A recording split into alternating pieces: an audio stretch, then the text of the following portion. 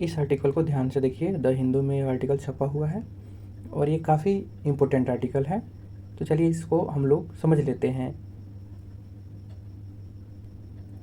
देखिए, खबरों में क्यों है, मैं आसान भाषा में आपको समझाने का प्रयत्न करूंगा कि कोर्ट ने अभी हाल ही में कहा है कि जब तक विशेष समिति का अरावली पे कोई स्पष्ट परिभाषा तय नहीं कर देती है, या विशेष समिति का जब तक कोई परिभाषा नहीं आ जाता है, तब तक अरावली पहाड़ी को छेड़छाड़ नहीं किया जाएगा। हाल ही में क्या हुआ है कि हरियाणा सरकार जंगल सफारी की योजना को आगे बढ़ाने के लिए अनुमति लेना चाह रही थी। इसके लिए उसे सुप्रीम कोर्ट से क्लियरेंस चाहिए था, लेकिन सुप्रीम कोर्ट ने स्टे लगा दिया है। कुछ दिन पहले आपने न्यूज़ में पढ़ा होगा या करंट अफेयर में पढ़ा होगा कि दुनिया का सबसे बड़ा जंगल सफारी कहाँ बन रहा है, तो हरियाणा में बन रहा है। तो उस पर अभी स्टे लग गया है। मुख्य मुद्दा क्या है कि कोर्ट ने कहा है कि सफारी का मुद्दा जो अरावली संरक्षण का मुख्य केस है उसके साथ ही सुना जाएगा। अभी देखिए, एक चीज़ और मैं समझा दूँ आपको कि जो सफारी होता है, जंगल सफारी, जू सफारी और जू में क्या अंतर होता है। तो हम लोग अक्सर जब जू जाते हैं तो देखते हैं जो जानवर, पक्षी ये सब होते हैं वे बंद होते हैं और हम लोग मूव कर रहे होते हैं। लेकिन जो जंगल सफारी जो होता है उसमें आप देखिएगा कि ये लोग स्वतंत्र होते हैं, घूमते रहते हैं, और हम लोग पिंजरे में बंद होके, जैसे कोई वैन हो गया, बस हो गया, साइलेंट वाहन में हम लोग घूमते हैं, जाते हैं। आप वीडियो में भी देखे होंगे कई बार। तो अभी स्टे लगा दिया गया है सुप्रीम कोर्ट के द्वारा उस पर, और बोला गया है कि जब मुख्य केस की सुनवाई होगी अरावली को लेके, उसी में इसका भी सुनवाई होगा। इसके साथ ही अरावली हमारे लिए क्यों इम्पोर्टेंट है ये भी थोड़ा सा जान लेना चाहिए कि अरावली दुनिया की सबसे प्राचीन पर्वतों में से एक है। भारत की यह सबसे पुरानी पर्वतमाला है। पर्यावरण की दृष्टि से भी काफ़ी महत्वपूर्ण है।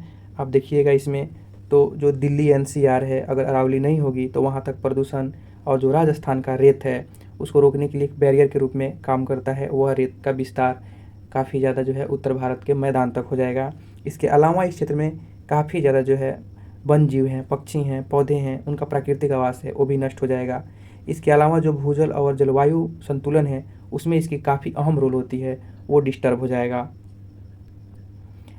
हरियाणा सरकार की योजना क्या थी जिस पे अभी स्टे लगा है, तो हरियाणा सरकार जो है अरावली के क्षेत्र में जंगल सफारी बनाना चाहती थी या जू सफारी बनाना चाहती थी।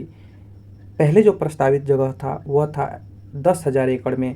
आपने पढ़ा होगा कि करंट में कि यह दुनिया का सबसे बड़ा सफारी बन रहा था, लेकिन बाद में उसे घटाकर लगभग 3300 एकड़ कर दिया गया, क्योंकि अरावली के बहुत ज़्यादा विस्तृत क्षेत्र इसमें पड़ रहा था।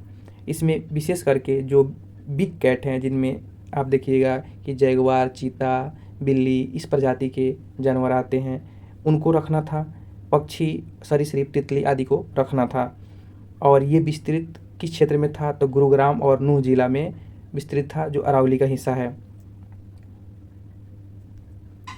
सुप्रीम कोर्ट की क्या चिंता है इस पर, तो सुप्रीम कोर्ट बोलती है कि नहीं, पहले अरावली की सीमा जो है उसको तय हो जाने दीजिए, उसके बाद ही आप इस पे छेड़छाड़ कर सकते हैं। यानी कोई भी इलाका पर्यावरण संरक्षण के तहत आता है। यदि यह स्पष्ट हुए बिना कि परियोजना आगे कैसे बढ़ेगी और इसका क्या आगे असर होगा, इससे क्या हो जाएगा, पर्यावरण को नुकसान हो सकता है। इसीलिए अभी स्टे लगाया गया है इस पर। कुछ पूर्व वन अधिकारियों और पर्यावरण संरक्षकों ने कहा है कि परियोजना से पहले ही अरावली क्षतिग्रस्त हो चुकी है और इस परियोजना से और भी ज़्यादा नुकसान हो जाएगा। इसके अलावा देखिए, पहले क्या मतलब, इसके पहले भी अरावली को लेके हाल ही फिलहाल में काफ़ी ज़्यादा विवाद उठा है। एक बार सुप्रीम कोर्ट ने कहा कि किसी विशेषज्ञ समिति द्वारा सुप्रीम कोर्ट बोला संसद को कि अरावली का डिफिनीशन तय कर दिया जाना चाहिए। तो इससे क्या हुआ कि जो संसद विशेष समिति बनाई उसने तय किया कि जो 100 मीटर से नीचे वाले चोटी हैं उन्हें अरावली नहीं माना जाएगा और वहाँ पे खनन किया जा सकता है। इसको लेके काफ़ी ज़्यादा ह्यूज मात्रा में प्रोटेस्ट हुआ और मैटर सुप्रीम कोर्ट में चला गया। हाल फिलहाल की बातें हैं, और फिर स्टे लग गया उस डिफिनीशन पे भी और उस मुद्दा पे भी। तो इससे क्या प्रभावित हो गया, अभी हरियाणा का जो सफारी है उसको भी उसी केस में सम्मिलित कर लिया गया है। अभी स्थिति क्या है, तो अभी प्रोजेक्ट रुक गया है। विशेषज्ञ समिति की पहले रिपोर्ट आएगी, उसके बाद कोर्ट अपना फैसला सुनाएगा। मैं यहाँ तक आपको समझाने में यदि कामयाब रहा हूँ तो मुझे उम्मीद है कि आप मुझे, अगर नया व्यूअर हैं तो सब्सक्राइब कर लीजिएगा।